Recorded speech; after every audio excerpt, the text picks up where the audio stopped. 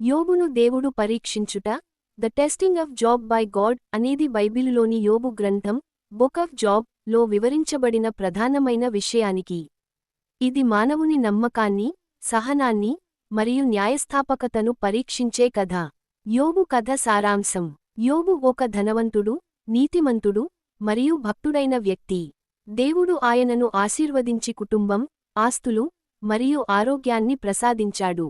అయితే సైతాను, సేటన్ దేవునితో మాట్లాడుతూ, యోబు స్వార్థప్రేరిత భక్తుడు అని అంటాడు, అంటే దేవుడు ఆశీర్వదించేవరకే ఆయన భక్తుడిగా ఉంటాడని. దీన్ని పరీక్షించేందుకు దేవుడు సైతానుకు అనుమతి ఇస్తాడు. 1. ఆస్తి నష్టపోవడం, యోబు గొప్ప సంపదను కోల్పోయాడు. 2. కుటుంబ మరణం, ఆయన పిల్లలు మరణించారు. 3. ఆరోగ్య సమస్యలు, ఆయన చర్మ వ్యాధితో బాధపడ్డాడు. 4.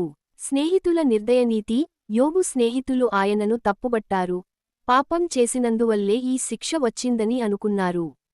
యోబు ధైర్యం మరియు దేవుని సమాధానం. యోబు ఈ అనారోగ్యాలను అనుభవించినా, దేవుని మీద తన విశ్వాసాన్ని పూర్తిగా కోల్పోలేదు. అయితే ఎందుకు ఈ అనుభవాలు తనకు వచ్చాయని ప్రశ్నించాడు. చివరికి దేవుడు ప్రత్యక్షంగా సమాధానం ఇస్తాడు, చెప్పకూడదనుకున్న రహస్యాలను వెల్లడించకుండా తన సర్వశక్తిమంతత్వాన్ని తెలియజేస్తాడు. యోబు తన అపరిపక్వతను గ్రహించి దేవుని ముందు లొంగిపోతాడు.